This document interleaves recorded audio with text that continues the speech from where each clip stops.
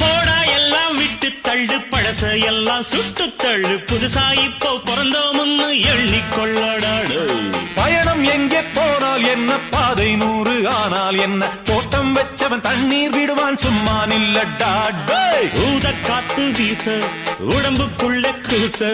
குப்பை கூளம் வத்த வச்சு காயலாம் தை போறக்கும் நாளை